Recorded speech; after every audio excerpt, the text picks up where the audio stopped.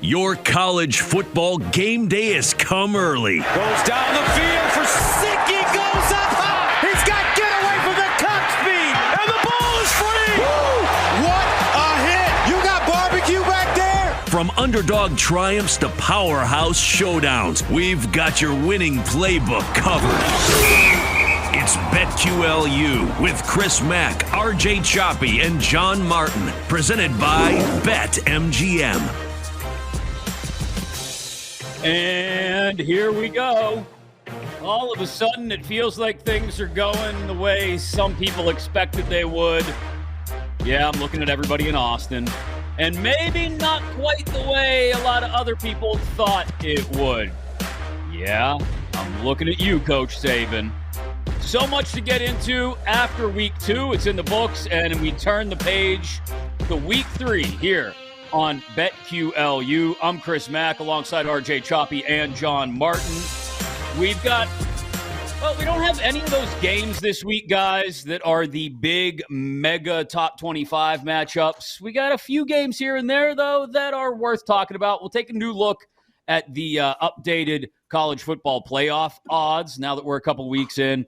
And somebody decided to poke the bear out in the Rockies, and I don't know how well that's going to work out for them in Fort Collins. But let's start with what I mentioned off the top, and it's Bama losing to Texas 34-24 in Tuscaloosa, their first home loss in their last 21 home games, their first double-digit home loss under Nick Saban, and first double-digit home loss, period, since 2004, nearly 20 years.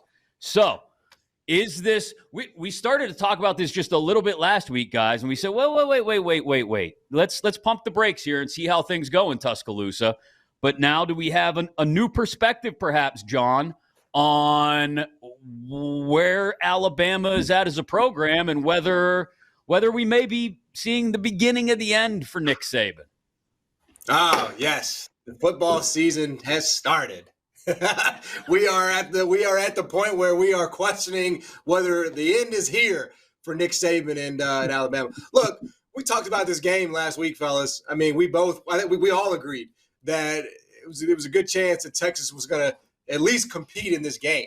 You think back to last season in Austin, and Bryce Young was at quarterback for Alabama, and they looked like they were on their way to losing before Quinn Ewers got hurt. So I'm really not surprised. I mean, I think it really boils down to one thing, and it's just quarterback uncertainty. It's just that simple. Alabama does not have a great quarterback option right now. And, could that change, 4 or 5 games down the line when you've got a little bit bigger sample size and Milroe looks a little bit more comfortable, or maybe they make a change? I don't know. But this is really simple. Nick Saban does not have a great quarterback option, and it showed over the weekend. And because of that, and because Texas did, it's really just arithmetic at that point. Great quarterback play will find you wins like that, and that's why Alabama is struggling right now. I think Saban will figure it out. I just don't know exactly what that looks like at the end of the season. Right. Yeah, I mean, it is about the quarterback at the end of the day, especially in today's college. There was a time, and I think the portal really changed this, but there was a time where you could just get away with having a better roster. And now this game is so much like the NFL where it's about the quarterback now. Like, you could get away without having the best quarterback in the world. It helped to have him, but if you didn't, you could still manage. And Alabama did it for a long time. That said, I mean, look at Oklahoma had the best quarterback in college football for quite a few years under Lincoln Riley. They never won anything. In fact, they got their brains beat in half the time, except for that one game. I think it was Georgia, they almost won. But now, you got to have the best quarterback. And if you don't, you're really screwed. You really are. It's not necessarily about talent. It's about the quarterback now. And he doesn't have one. Yeah, and that's exactly what I told them. I was on with the Daily Tip on Thursday morning, and they were asking the same thing about Saban and Bama and Texas. And it does. It's the year of the quarterback. Look, more than ever, like you said, RJ, it's about, do you have the guy to lead your offense? And Jalen Milroe, he's not that guy. He's not Quinn Ewers anyway. And Quinn Ewers, who knows if he's a legit Heisman candidate or not, certainly looked like it last Saturday. I guess when we look up at the end of the year, I will be shocked if each team involved in the playoff or in the top say 6 to 8, doesn't have a guy like that who could take over a game at quarterback. And that's what it boils down to. Milroe doesn't look like one of those dudes. And here's the other part of this. If not for the schedule that they have, I don't know if Nick Saban wouldn't be looking at like an 8-4 kind of year. Now, that's a huge down year for Bama, 9-3, 8-4. But I mean, every once in a while, you need one of these resets. I don't know if it's necessarily a sign of Saban being done or washed or whatever term people want to use. I know he told McAfee that he thought it was laughable that people were talking about the retirement talk again, but he can't coach forever. And sometimes even the greats, the game passes them by. And if not for like a Chattanooga and a Kentucky and an A&M and a South Florida on the schedule this year, I really do think they'd be looking at an 8-4 kind of season. But if that happens once every 10 to 15 years, I think you got to be okay with it, John. Oh yeah, I mean, I don't want to hear anything out of Tuscaloosa. I mean, this is just part of a cycle. I mean, you've gotten really lucky and spoiled in a lot of ways with the quarterbacks that have played there the last 5-6 years. I mean, Jalen Hurts got benched for another first rounder, and then you bring Bryce Young behind that. So, I mean, at some point, you're not just going to hit at 100%. And so, yeah, like how many teams could lose the number one pick in the NFL draft, that quarterback, and replace them with, another great one? I mean, that's very, very difficult to do. We'll see. We don't really have our answer on Georgia. I know Stetson Bennett wasn't, the number one pick in the draft, but obviously he was a great college player. Georgia's QB hasn't really been tested yet. So, the jury is still very much out. But yeah, I mean, I think you really needed to expect at least a little bit of a drop-off there. And the beautiful thing about Alabama is that they lost this game on Saturday in Tuscaloosa. But the function of the SEC, guys, they can get this right back. They can make this up, and it wouldn't shock anybody in that conference and be there at the end of the season. That's the great thing about Alabama. Well, yeah, and I guess that's the next page then, Choppy, is how do we handicap the SEC now? Because I think Bama's still second behind Georgia in odds to win the SEC, but I don't know. Like I said, I look at that schedule, and I think it's driven by that soft schedule as much as it is necessarily the level of talent that they have on that team as compared to past years. I mean, their three most difficult games this year, they're going to get at home, right? They're going to get Tennessee at home. They're going to get LSU at home. Now, A&M is going to be on the road, but does anybody think A&M is going to be able to pull an upset? I mean, they do kind of have the Bama number, if you will. But no, I still don't see that happening.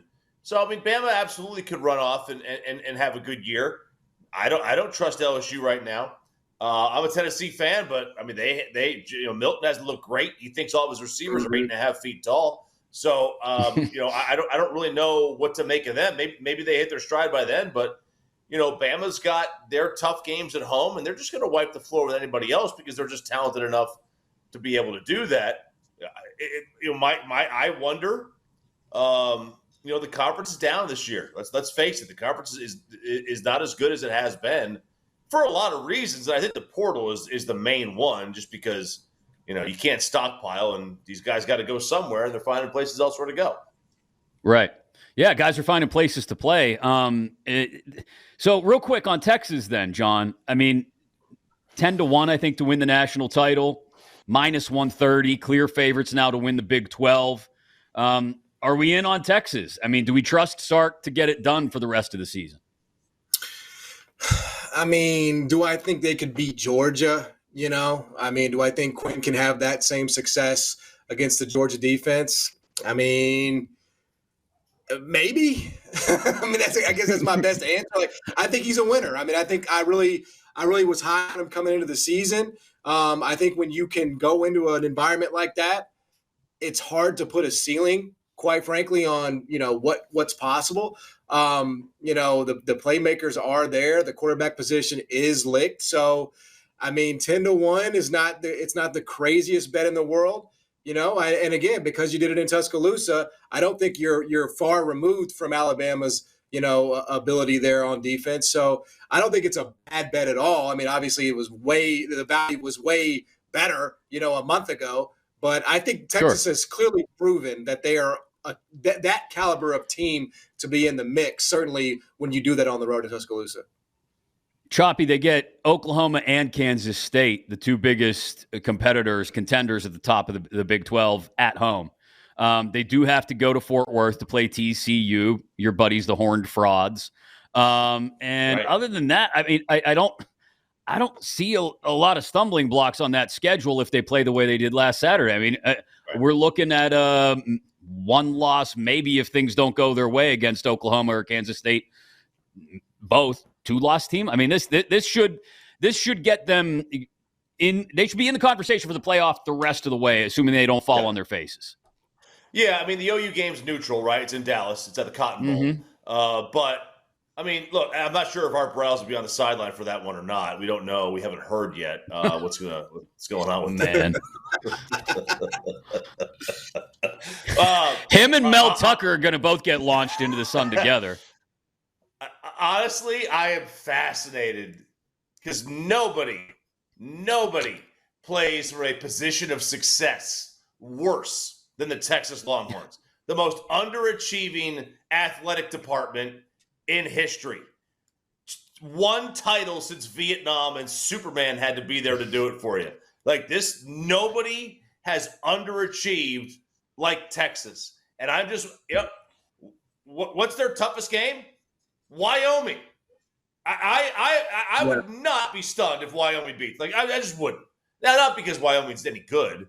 It's just I don't trust Texas at all. I love Quinn Ewers. I think Quinn's great. I wish he had the mullet again because he kind of looked like he was on Southern Charmed at one point when he first got to Ohio State. I love the mullet. I wish he would bring it back. I wish he would get a little bit chubbier again. He's kind of more shredded up now. And that's kind of disappointing to me because I figured he was just a beer drinking, mullet wearing dude. But I don't know what he can do. We haven't seen Quinn for an extended period of time. A, stay healthy, and B, play the way he did. But I'll tell you, man, he was dropping some dimes in that game over the top. He really was, man. He had a good game. All right. Colorado State was – I don't think it was going to be much of an interesting game, to be quite honest. I think I'm fully in on the Buffs at this point. And I just figured, okay, it'll be something to have on late at night because it's a 10 o'clock kick Eastern. And we'll just kind of monitor it while I've had my 7th and 8th beer of the night. And I'll slowly drift off to sleep and wake up and find out that Colorado covered.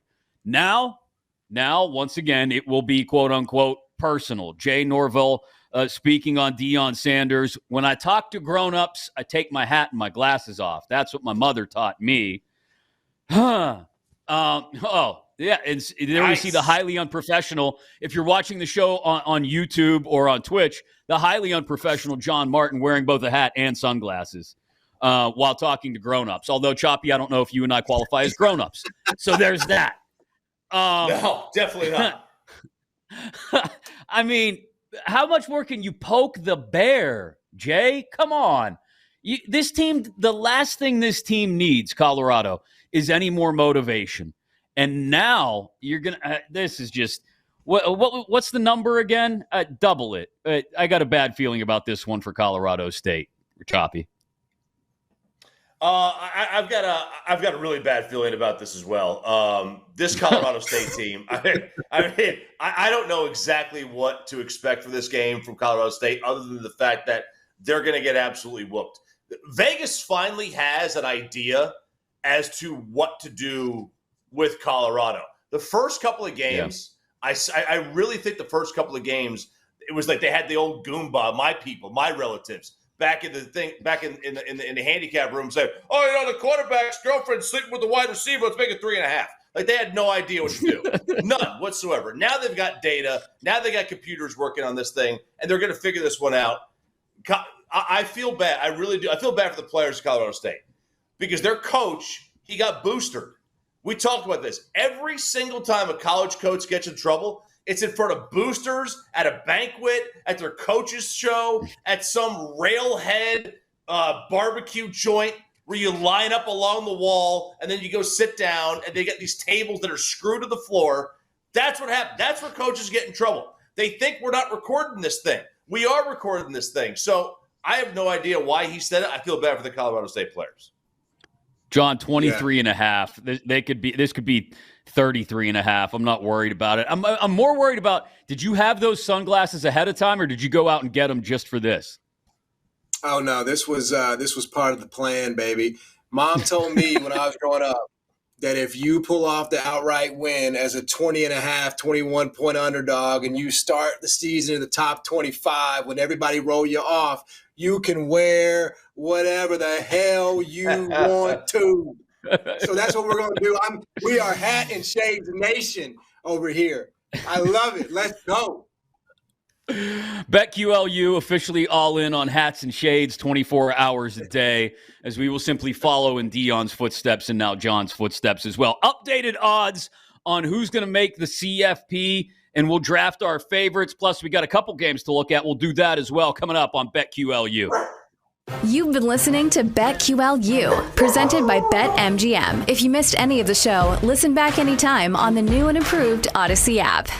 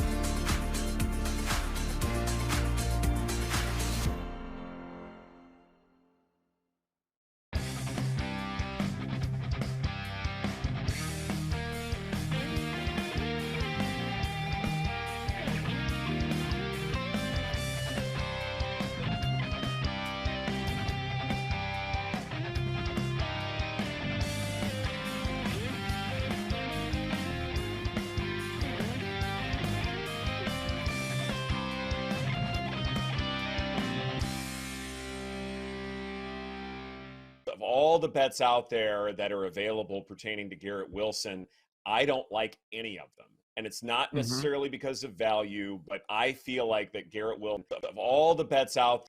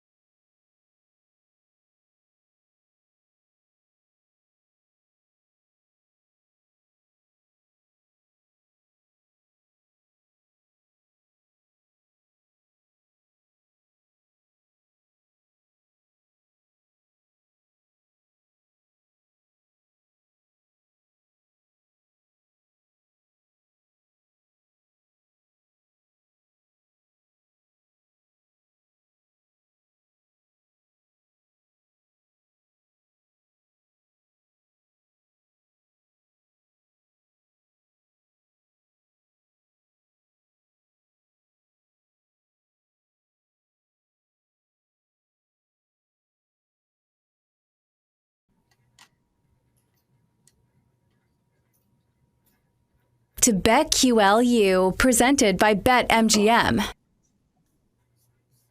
And welcome back in. It is BetQLU alongside John Martin and RJ Choppy. I'm Chris Mack. We got you covered for week 3 of the college football season. A couple games that we want to take a look at, even though there aren't a lot of illustrious top 25 on top 25 ranked versus ranked matchups. There are some games that we find really interesting. One down in the SEC where there's a track record of one team making the other team fall to pieces. We'll ask RJ about that in particular. Another interesting Big Ten ACC crossover game that I don't know. I have my ideas about it, but I want to ask the guys about it. And then the old alma mater, if you're watching the show, you can see the hat on the head here. Penn State travels to Champaign to take on Illinois, where there's probably really no champagne of note worth drinking. National championship and college football playoff odds have been adjusted just a bit now that we're a couple of weeks in. And why not have a little bit of a draft? So this is what we'll do. We've done this in years past. We will each draft 4 teams that we believe have the best chance to make the college football playoff. And then at the end of the year, we will revisit that list and make fun of each other inevitably, because we'll be wrong somehow, because that's how this works. It's not like we can predict the future. If we could, we wouldn't be sitting here talking to you. As much as we enjoy your company, we would be on an island somewhere in the South Pacific probably with women with coconut brassiers, because I've always wanted to see that in real life. And the only way to get there would be to live on an island in the South Pacific. Yeah, I mean, I think we all that's really important, RJ. We got to set goals. All right, Speaking of the college football playoff, odds have been adjusted. I'll rattle off a couple of teams. There are 2 teams that are minus on the board. Georgia, minus 220. Michigan, minus 125. And then a couple teams that are a little better than even money. Texas, plus 115. Florida State, plus 110 before you start to get into the 2-to-1s and 4-to-1s. Who wants first pick? Should I flip? I don't have a coin. Should I flip a coin between you two, or what are we going to do here? Who wants first pick? I mean, I think you're the host, man. You're the guy that's driving us in and out. Let's just give Creed for the hard work. Let's just give him Georgia, RJ. You're just going to give me Georgia. Okay, okay. All right, here we go. Unless you want to pick LSU, I mean, you tell me. Hey, you tell me, man. You go where you want to go. You take Colorado. that first pick. No, I'll take Georgia first overall. RJ, you're up second. Then go ahead. This is an easy one, man. You screwed up. I'll take Florida State. Oh, okay. Wow. John, you get 2 picks here, and I believe this means that Michigan is still on the board, as is Texas, Ohio State, USC. So this is everybody's own personal college football playoff, right? Kind of, yeah, yeah. I mean, because or are we just doing we're just doing a show, because that's you know what I'm saying? Like, it's different. You're just trying to. I guess we're just trying to, like, whoever gets the most right. You know? Yeah. Gotcha. Gotcha. Okay. All right. With what's left, then I will go. Oh man! All right, I got 2 in a row here. Give me give me Notre Dame and give me Michigan. Oh wow! Oh, sexy Sammy! Look at that. You need a minute. You need to collect yourself. No, I'll have a minute later. Is this going to be like a Mel Tucker phone call? All right, RJ, back around to you for your second pick. All right, there we go. My next pick. Give me Texas. Oh, you guys are just handing this to me. Yeah, that might have been a miss. All right, I'm not going to take another Big Ten team because I don't trust Ohio State. I'm not going to be the homer and take Penn State, although I do get 2 picks here. So if I wanted to, I could afford to do that. You know what? Here we go. Somebody from the Pac-12 in the final year is going to make it. Give me Washington and you know what? In that case, I can't take both of them. God. Man, this list got thin real quick. This list got. Last ride. God, I wish my fantasy draft was as easy as this one. This got real thin real quick. All right, I'll be the homer. Give me Penn State. Ooh. RJ, go ahead. All right. I mean, you're going to twist my arm. I'll take USC. All right. Man, I'm liking RJ's list better than my own at this point. All right, so now I've got 2 back-to-back here. You got 2 back-to-back, and you already started with Notre Dame and Michigan. So these are your other 2, essentially. Yep. So, man, this is nasty. Give me Bama. Okay. Bama. They just lost, Did you see the game? I know, but I mean, I got to play the odds here with what's available. Two loss SEC team happens all. Talk about it every year. Yeah. I'll go Bama, and I'll go. Man, this is Oregon. Okay. So we each have a Pac-12 team. John's 4 Notre Dame. That's not bad. Notre Dame, Michigan, Alabama, Oregon. Choppy, you've got Florida State, Texas, USC. Who's your 4th? I mean, fine. I'll just take Ohio State. In my lap, man. This is in my lap. This is amazing. That's not a bad foursome you got there. Florida State, Texas, USC, Ohio State. That is blue blood city right there. Look at that. I just took teams with no losses on their schedules. Like no upcoming losses. Really. You're sitting, Florida State. It's 1 week. It's 2 weeks, man. There's a whole season left to play out. But you're sitting pretty today. Yeah. Man, I'm in a bad spot here. I am in a bad spot. I already used my Pac-12 pick. I can't take another one. I went homer with Penn State. Oh, I need I don't even have. Oh my God! All right, I'll go ACC. Give me North Carolina. Why not? This is the ugliest group of 4 that's ever been pieced together. Georgia, Washington, Penn State, North Carolina. God. Yeah. That's pretty bad. That's a man. CBI field right there. That is the CBI. Yeah, I don't see that happening. All right. No, I don't either. So there is our snake draft of teams to go to the college football playoff based on current odds and what we've seen through the first couple weeks. Yeah.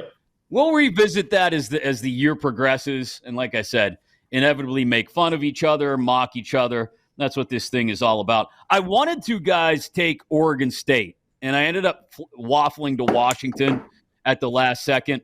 I feel like I've gone way too hard on Oregon State here the first few weeks of the season, but they've covered their last 13 home games. They're 9-0 against the spread overall in their last 9, and they've got San Diego State this weekend. Let's talk about this one real quick, since I have a love affair with Oregon State like Choppy has with Sam Hartman. Beavers minus 25.5 against the Aztecs on Saturday. That feels like way too much for a team that I don't know if they could score when they want to. And I do like the way DJU has looked since going out there, but 25.5 feels like too much, John. I just disagree, Chris. I think it's fine. I think if you want to lay them, San Diego State is bad. They are a bad team. They're not dynamic. They got a safety playing quarterback, man. I mean, it's just it's a mess. So I wouldn't have any problems. I mean, it has not been on my radar, but if I was going to play that game, there's no question in my mind it would have to be Oregon State or pass totally. I mean, San Diego State didn't do anything against UCLA last weekend. They put up 20 against a Mack team at home in week 1 of the season and squeaked by Idaho State. This team is not good. And so I would have this is going to be a situation where DJU gets whatever he wants. They can run the ball however much they want. I just think it's going to be an Oregon State show. I mean, could you get like a backdoor situation to 25.5? That's always the concern. But I would not at any level worry about that coming in the context of a competitive game. Oregon State's 2 or 3 classes ahead of that group. I agree. I think Oregon State's really, really good. I don't think I have no questions. And that's a big knock on Dabo too. Every touchdown pass DJ throws is a big knock on the Jack Easterby with a crew neck of college football. That is Dabo. They're a really good team. They are a massive dark horse title contender. And, like you said, now listen, I will say this about a safety playing quarterback. Sean Payton gave one $10 million a year in Taysom Hill. So it can work. Let's say it, right? It can work. But, yeah, I'm with you. Oregon State's going to roll. It's just not for them. It could work for somebody, but it ain't for them. Yeah. You know what? The more I think out the math, too, I think you're probably right. I don't know. I feel like I've gotten out over my skis on Oregon State, but it's good to hear that the two of you have got my back just a little bit in that regard. We'll pick a couple of games in the final segment and also give you our best bets. But since I'm in the business of asking for advice in our middle segment here of BetQLU, tell me why I should be worried about my number 7 Penn State Nittany Lions going to Champaign to visit Illinois, laying 14.5, total sits 48.5. Or should I be totally comfortable with this? Because this is totally a head versus a heart thing for me, where my heart tells me Illinois just, for whatever reason, ends up creating problems for Penn State more often than not, even if they end up covering, even if they end up winning outright. It always ends up being ugly. But then my heart tells me, no, this Penn State team, this is the closest thing they have to a legit quarterback in a long time. This is the best chance they've had under James Franklin to actually get into the 4-team playoff. They're one of 7 Power 5 teams, I think, that's averaging 50 points or more. Make of that what you will, considering the schedule in the first 2 weeks. They got Delaware last week. But I don't know. Choppy, you deal with this all the time with Tennessee. Should I be in on Penn State or not? Yeah, I think you guys got a quarterback, and you got a really good one. So, yes, you should be at Penn State. The only thing that would concern me about this game is there's no juice in that stadium. The players have nothing to get up for. When Texas went to Bama last week, there was a buzz. The road team gets up as much as the home team can in a big mega game like that where there's buzz. Now, sometimes you can't handle it, but big time programs generally can. There's no juice. They're going to be going from playing in a sold out Happy Valley every single day or every single game to that stadium, that dump where there's nobody there. And it's a half full place. Fresh off a loss to Kansas, that juggernaut. So I think that's your issue. Your only issue is they're going to sleepwalk their way through this football game.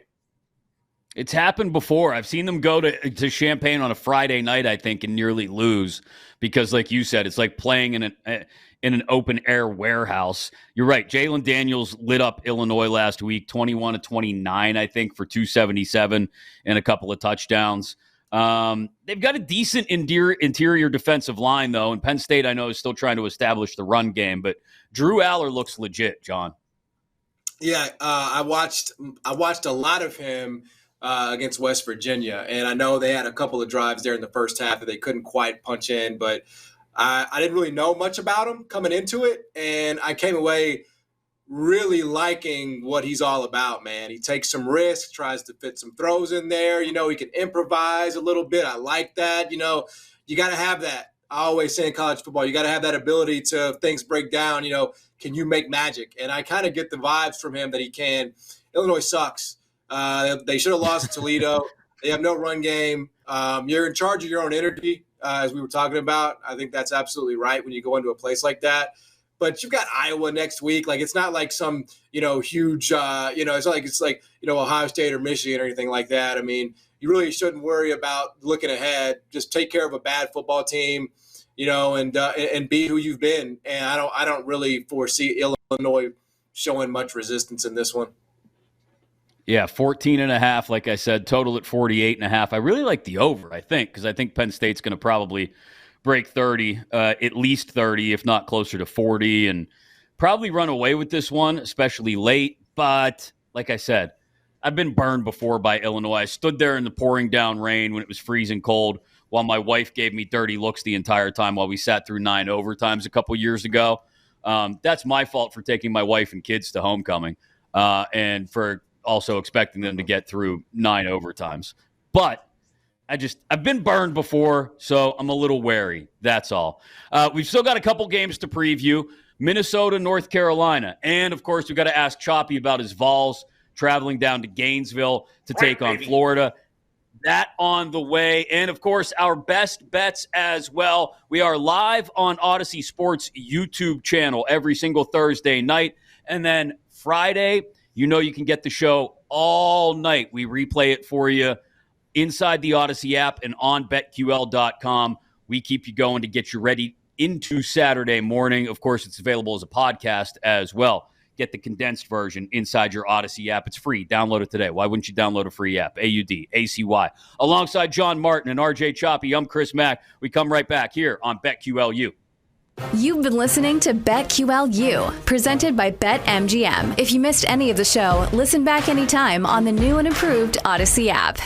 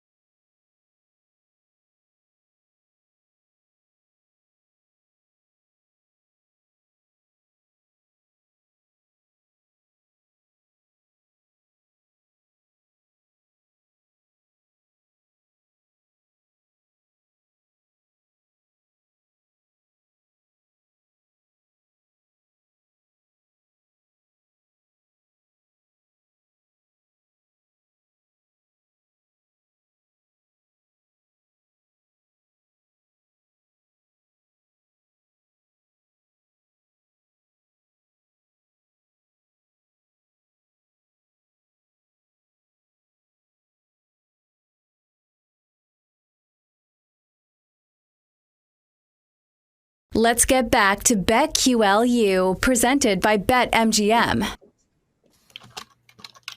And welcome back in. It is BetQLU, getting you ready for all of the Week 3 action alongside RJ Choppy and John Martin. I am Chris Mack, and you guys helped me work through, it was very emotional, but I appreciate you being there for me, work through my Penn State-Illinois bet.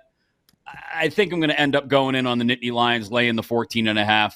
Even though I've been burned by that before against Illinois. I think you guys are right. Yeah. I think you guys are right. I think we got a quarterback in Drew Aller. Yeah, and this is an opportunity for him to show that. We'll get you our best bets of the week coming up in just a couple of minutes, but a couple other games we wanted to touch on. Let's start with Saturday afternoon, 3:30 East, 2:30 Central kick. Minnesota at Chapel Hill, number 20 North Carolina Tar Heels. UNC's laying 7.5. Total, I think, is kind of low, to be quite honest, on this one at 50.5. I like North Carolina here, guys, but the hook is what's getting me. That 7.5 is what's got me taking a step back and wondering. I think I'm going to end. I'm definitely leaning North Carolina. I think I'm probably going to end up going in on it, especially if the line moves at all. But 7.5, I don't know. I worry about the Gophers keeping this one close and it being a final possession kind of game and obviously losing on the hook, John. Yeah, it took everything for North Carolina to beat Appalachian State last weekend. Mm-hmm.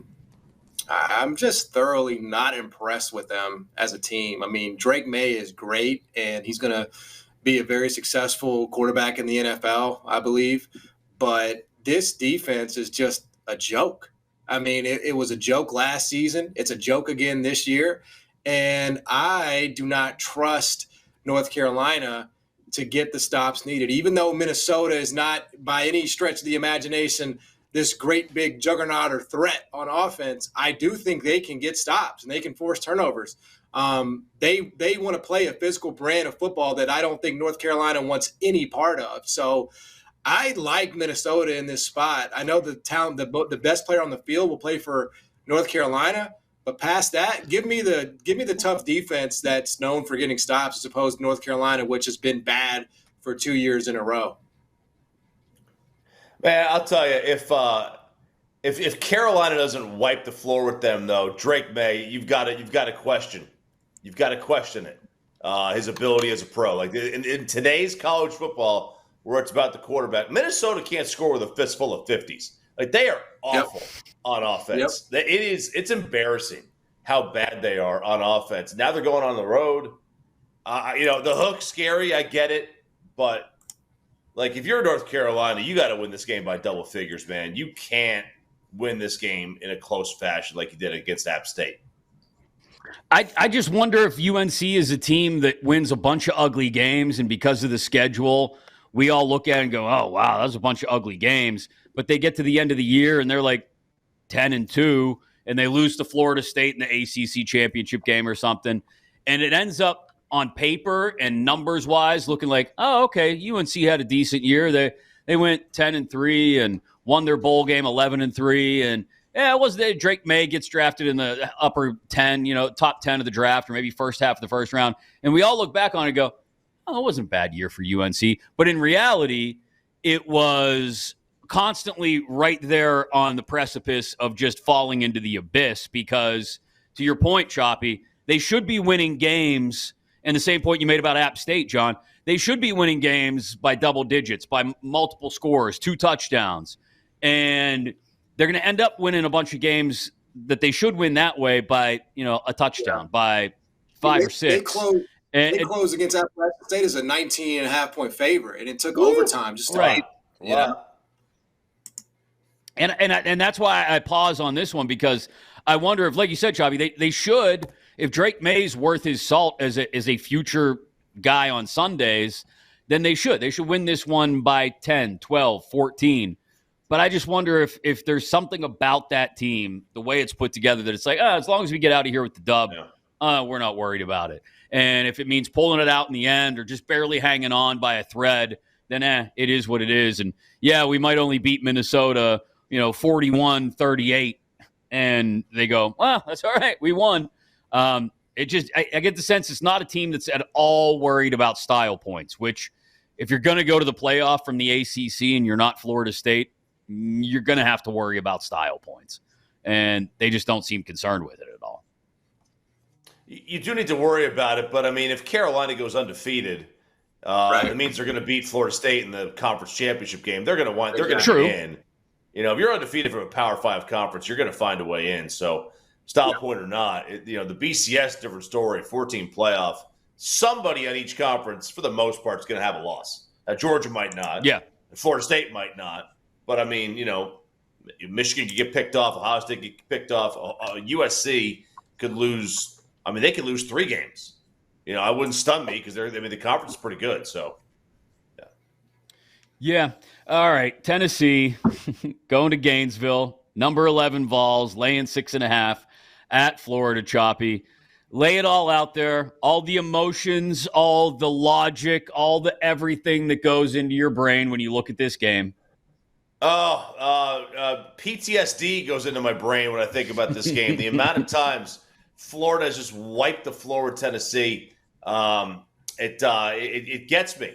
My first Florida Tennessee game was 1998 my first one in person was 98. The first one was I was a student there was 97, and that was a great game. The 98 game that was it, right? That was the game of all games, and it's basically we had a few years where it was like we traded wins and losses, and then it was all downhill from there. But we got them back. We're back to the point where we're the better team. We should win this game. It's a 6.5 is the last I saw. We should win this game. We should win this game by more than a touchdown. Florida can't stop any defensive pass rush. They're like 86th in pass protection rate. And, Tennessee is so far through 2 games. Now, they're not great teams. They're Austin Peay and Virginia, but they're like 4th in sack rate, 5th in sack rate in the country. They should get to the quarterback. And it's a new quarterback. Compared to last year with Anthony Richardson. So they should be able to get to the quarterback, and they should win the game. The problem is Joe Milton. What are you getting? Are you getting a guy who played the end of last year against Clemson and Vanderbilt, or are you getting the guy who thinks the receivers are in the NBA and could jump up and get anything? I don't know which one you're getting, and that's a problem, and that's a question. And I have no idea how long the leash is on the, how long they let him go before because they made a change to Hendon Hooker a couple years ago. He got hurt in that Pitt game, but they made a change quick. And how long do they wait? If they squeak by, if they lose this game, do they move on? They got some kids that are really, really talented. I know Nico got banged up, but how long do they wait?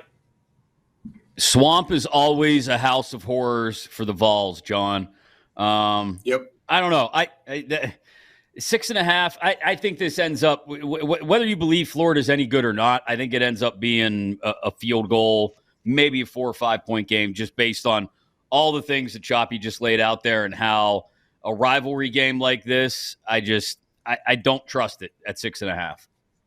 Yeah, 9 years, as RJ knows all too well. Nine straight games Florida has handled Tennessee at the Swamp, and only in 2 of those 9 losses, were they even within a touchdown, right? It's been pretty decisive on that front. I agree with RJ. There's really not a lot to like about Florida, but do I really trust Joe Milton in this spot back as a full-time starter? First, road test here, basically had a touchdown, having to lay a touchdown. I think that's a premium in a wacky-ass game. I would have to take Florida in the points here. I think it's going to be wacky, and I can't pay the premium of a touchdown here with Joe Milton just yet.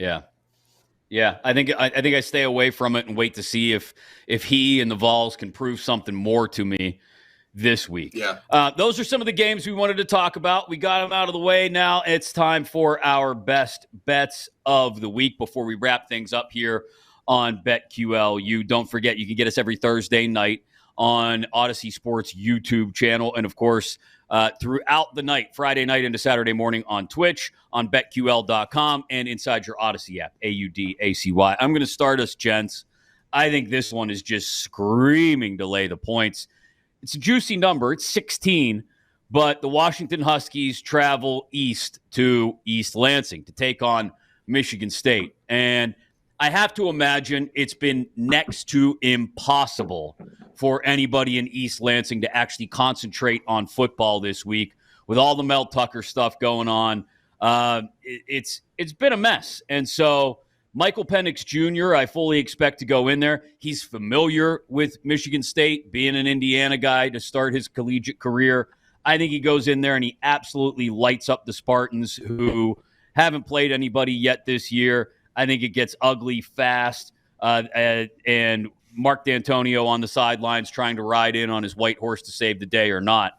I don't think it happens against number 8 Washington. So I will happily lay 16 points and watch the Huskies beat up on the Spartans, John.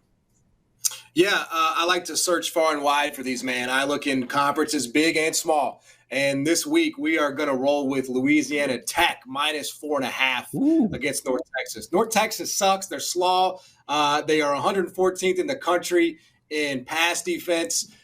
New coach. It's going to take some time for them to, find some success with him overall. So I'm gonna take Louisiana Tech here. That's seen some. Obviously, they played SMU first game of the year. They have a common opponent. Louisiana Tech beat Florida International. North Texas lost to Florida International. I will lay the 4.5 of Louisiana Tech, and I will keep my unbeaten streak in best bets alive for one more week. Nice work, Choppy.